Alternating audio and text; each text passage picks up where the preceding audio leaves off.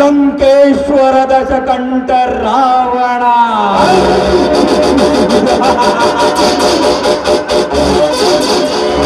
ಹತ್ತು ತಲೆಗಳುಳ್ಳ ಪ್ರಬುದ್ಧ ರಾವಣ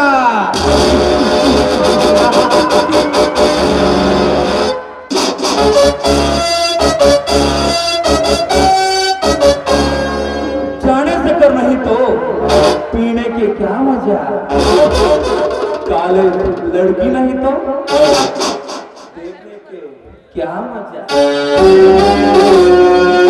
इस कपट नाटक में नरसिंह नहीं तो देखने के क्या मजा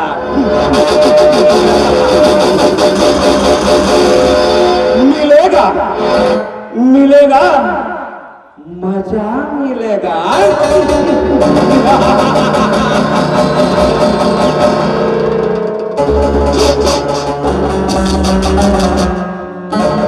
दुनिया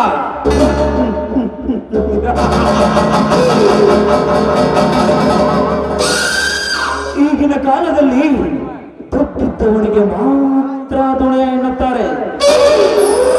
ಅದರಂತೆ ಎದುರಾಳಿಯನ್ನು ಮಣ್ಣು ಮುಗಿಸಲು ಎದೆಯಲ್ಲಿ ತಮ್ಮಿದ್ದವನಿಗೆ ಗೂಳಿ ಎನ್ನುತ್ತಾರೆ. ಆದರೆ ಬಣ್ಣ ಬಣ್ಣದ ಹಕ್ಕಿಗಳ ಕಾಲಿಗೆ ಕೊಕ್ಕೆಯನ್ನು ಹಾಕಿ ನನ್ನಿಷ್ಟದಂತೆ ಉಪ್ಪಿ ರುಚಿ ನೋಡಿ ಅದೇ ಹಕ್ಕಿಯ ರೆಕ್ಕೆ ಪುಕ್ಕವನ್ನು ಕಿತ್ತು ಗುಬ್ಬಚ್ಚಿ ಗೂಡಿನಲ್ಲಿ ಕಟ್ಟಿಟ್ಟು ಪರಾರಿಯಾದವನಿಗೆ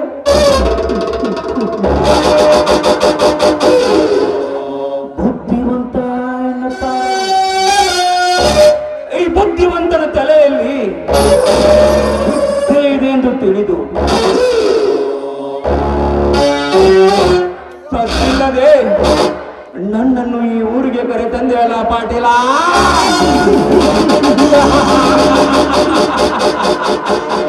ಪಾಟೀಲ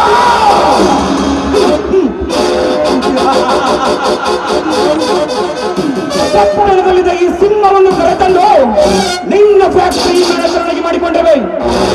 ಆದರೆ ಮಗನೇ, ಹಸಿರುಕೊಂಡ ಸಿಂಹ ಹುಲ್ಲು ತಿನ್ನುತ್ತದೆ ಎಂದು ನೀನು ತಿಳಿದುಕೊಂಡರೆ ಪಾಟೀಲ ಅದು ನಿನ್ನ ಮುಟ್ಟಾಳತನ ಮಗನೇ, ಅದು ನಿನ್ನ ಮುಟ್ಟಾಳತನ.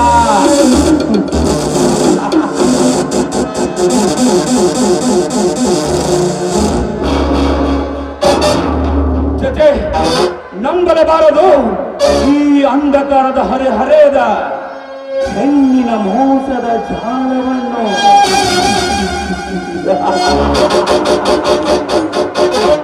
ನನ್ನಂತ ಹುಡುಗನ ನಿಜವಾದ ಪ್ರೀತಿಯನ್ನೇ ಮರೆತು ಮತ್ತೊಬ್ಬನ ದೇಹ ಸುಖ ಬಲಿಸಿ ಹೋಗುವ ಹಾಳು ಹೇಸಿ ಹೆಣ್ಣುಗಳೇ ತುಂಬಿರುವ ಈ ಸಮಾಜದಲ್ಲಿ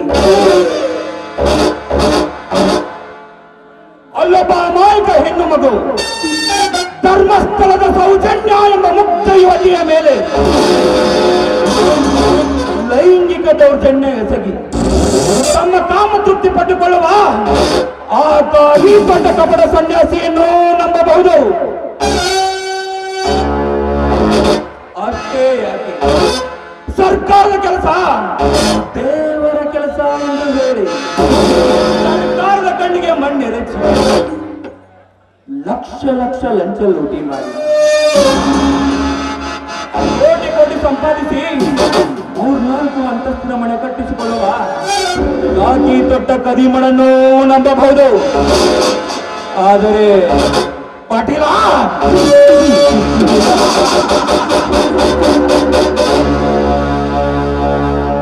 ಚುನಾವಣಾ ಪೂರ್ವದಲ್ಲಿ ಬಡಬಗ್ಗರಿಗೆ ಆಶ್ವಾಸನೆಯನ್ನು ಕೊಟ್ಟು ಕೊನೆಗೆ ಕುರ್ಚಿ ಸಿಕ್ಕೊಡನೆ ಇಡೀ ಸರ್ಕಾರದ ಬೊಕ್ಕಸವನ್ನೇ ಲೂಟಿ ಮಾಡುವ ನಿನ್ನಂತ ಭ್ರಷ್ಟ ರಾಜಕಾರಣಿಯನ್ನು ನಂಬುವುದು ತುಂಬಾ ಕಷ್ಟ ಪಾಟೀಲ, ತುಂಬಾ ಕಷ್ಟ.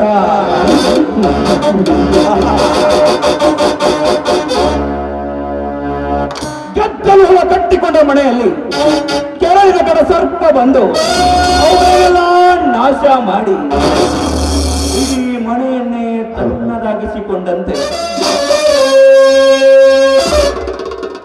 ಈ ನಿನ್ನ ಅರಮನೆಯಲ್ಲೇ ಇದ್ದುಕೊಂಡು ಈ ನಿನ್ನ ಸರ್ವಾಸ್ತಿಯನ್ನು ದೋಚಿಕೊಂಡು ನಾನು ಇಲ್ಲಿಂದ ಕಾಲು ಕೀಳದಿದ್ದರೆ ನನ್ನ ಹೆಸರು ನರಹಂತಕನರ ಸಿಂಹನ ಅಲ್ಲ.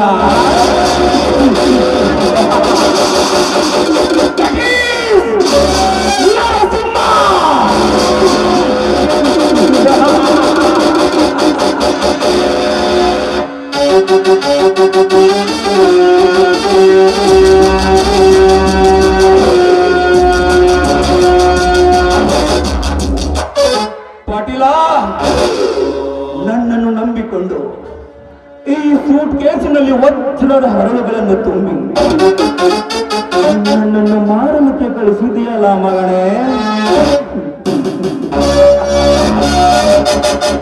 ಮುಂದೆ ನೋಡು ಈ ನರಹಂತಕನ ಚಮತ್ಕಾರದ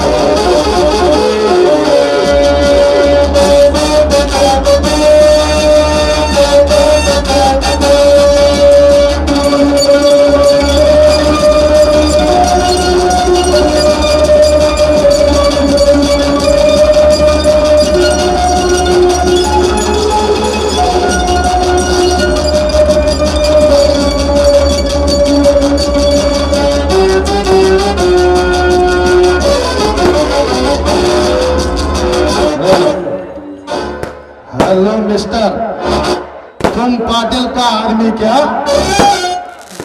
हाँ, मैं पाटिल का आदमी हूँ।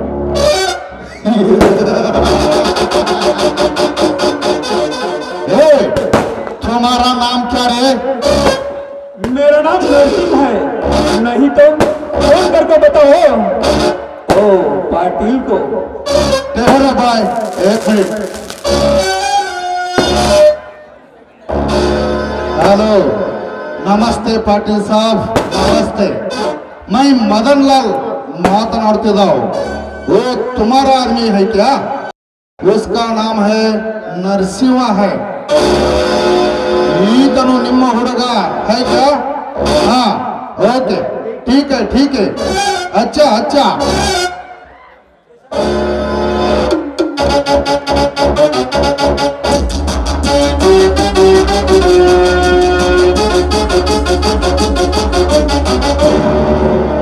ಮದನ್ ಬಾಯ್, ಕಷ್ಟ ಇದೆ ಭಕ್ತ ದೇವರ ಹತ್ರ ಹೋಗಲ್ಲ. ಡೀಲಿಂಗ್ ಡಾನ್ ನನ್ನಂತ ಬಂಟ್ರ ಹತ್ರ ಬರಲ್ಲ. ಇವಾಗಾದ್ರೂ ನನ್ನ ಮೇಲೆ हाँ नरसिंह भाई, मेरा शक पूरा हुआ। ये लो पैसे।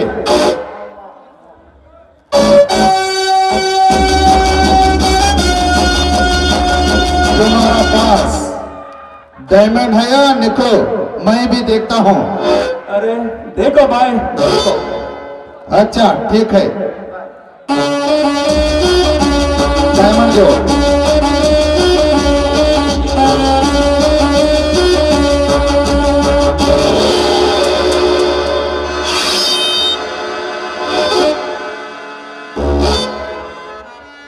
सॉरी मदन भाई, तुम्हारा जैसा आदमी हमको मैं बहुत देख छोड़ दिया है। मैं क्या करूं? ये मेरा काम है। If you think you are bad, I am your dad. Shri ಗುರು ಕಲ್ಮೇಶ್ವರ, ಈ ನಾಯಿಯ ಆತ್ಮಕ್ಕೆ ಶಾಂತಿಯನ್ನು ಕೊಡುವ.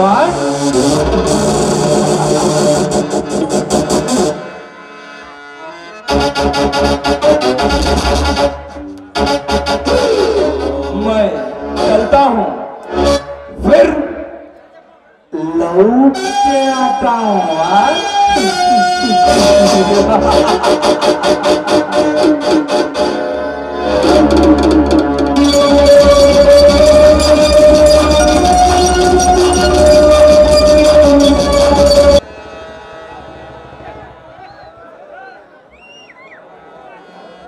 ಲಲಿತಾ ಲಲಿತಾ ಅಂತೂ ಯುಗಾದಿ ಹಬ್ಬದ ಸಂಭ್ರಮದಂದು ಭೂಮಿಯನ್ನು ಪೂಜೆ ಮಾಡಿ ಸಂತೃಪ್ತರಾದೆವು. ಆದರೆ ಜೀವಕ್ಕೆ ಜೀವ ಕೊಡುವ ಲಕ್ಷ ಕೋಟಿ ಬೆಲೆ ಬಾಳುವ ಬಸವಣ್ಣನ ಮರೆತು ಬಿಟ್ಟಿದ್ದೀವಲ್ಲ ಕಣೆ. ದಯವಿಟ್ಟು ಆರತಿಯನ್ನು ಬೆಳಗ್ಗೆ ಬಸವಣ್ಣನಿಗೆ ಪದ ಹಾಡೋಣವೇ?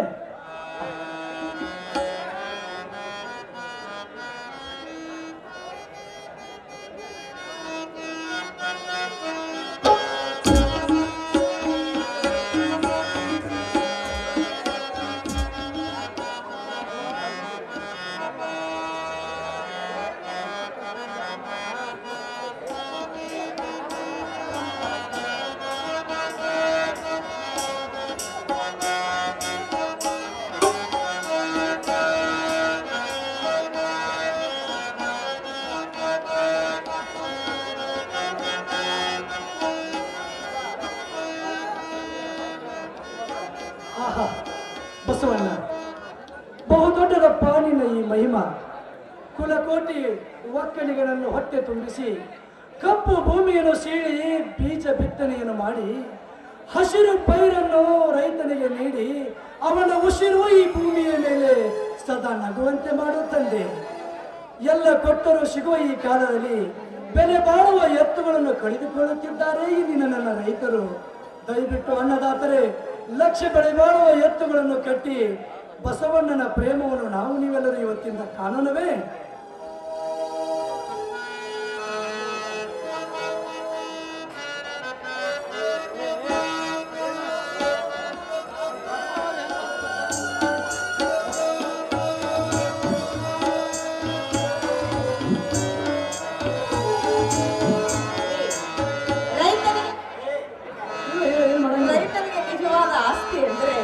ಎತ್ತುಗಳು, ಅದೇ ರೀತಿ ಭೂಮಿ ತಾಯಿ. ಈ ಎತ್ತುಗಳಿಲ್ಲದೆ ರೈತ ಬದುಕೋದಕ್ಕೆ ಸಾಧ್ಯವೇ ಇಲ್ಲ. ಭೂಮಿ ತಾಯಿ ಇಲ್ಲದೆ ರೈತ ಬದುಕೋದಕ್ಕೂ ಸಾಧ್ಯ ಇಲ್ಲ. ನಮ್ಮ ಬಾಳನ್ನ ಬಂಗಾರ ಮಾಡಬೇಕಾಗಿರುವ ಈ ಎತ್ತುಗಳ ಪೂಜೆ ಮಾಡಿ ಇವತ್ತು ಮನಸ್ಸಿಗೆ ತುಂಬಾ ಸಂತೋಷ ಆಗಿದೆ, ಜನ್ಮ ಸಾರ್ಥಕವೂ ಆಗಿದೆ. ಈ ಯುಗಾದಿ ಹಬ್ಬವನ್ನ ನಾವು ಬಹಳ ಸಾರ್ಥಕವಾಗಿ ಇವತ್ತು ನೆರವೇರಿಸಿದ್ದೀವಿ ಅಂತ ಖುಷಿ ಆಗಿದೆ. ತುಂಬಾ ಖುಷಿ ಅಂತ. ಹೊಸದಾಗಿ ಬಂದು ಒಂದು ವರ್ಷವಾಯ್ತು ಕಡೆ. ನೀನು ಯಾವತ್ತೂ ಕೂಡ ಎತ್ತುಗಳ ಪೂಜೆಯನ್ನು ಮಾಡೋದೇ ನೋಡಿರ್ಕಿಲ್ಲ, ಭೂಮಿಯಲ್ಲಿರೋನ ಮಣ್ಣನ್ನು ತೆಗೆದು ಪೂಜೆಯನ್ನು ಮಾಡೋದು ನೋಡಿರ್ಕಿಲ್ಲ. ಇವತ್ತು ಎರಡು ಸೌಭಾಗ್ಯವನ್ನು ಇವತ್ತು ನೀವು ಕಂಡಿದ್ದೀವಲ್ಲ. ರೈತನ ಹೆಂಡತಿಯಾಗಿ ಬಂದ ಮೇಲೆ ರೈತನ ಮನೆಯ ಸಂಪ್ರದಾಯಗಳನ್ನ ಹೆಂಡತಿಯಾದವಳು ಕಲೀಲೇಬೇಕಲ್ಲೇನ್ರಿ? ಹಾಗಾದ್ರೆ ಈ ವರ್ಷದ ಮುಂಗಾರಿಗೆ ಕೂಡಿ ಕಟ್ಟಿ ಹೆಸರು ಬಿತ್ತನೆಯನ್ನು ನಾನು ಕೂಡ ಭರ್ಜರಿ ಮಾಡ್ತೀಯಲ್ಲ?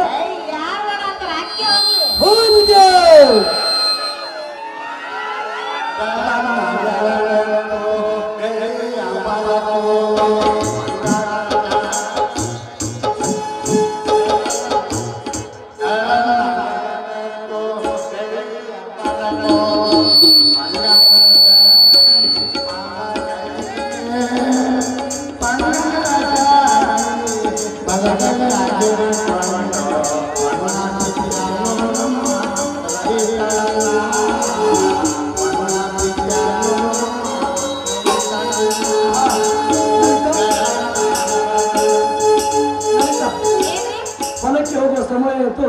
ನಾನು ಎತ್ತುಗಳನ್ನು ಕಟ್ಟಿ ಬರುತ್ತೇನೆ. ಬುತ್ತಿಯನ್ನು ಕಟ್ಟಿ ತಗೊಂಡು ಬರ್ತೀನಿ ಬೇಗ.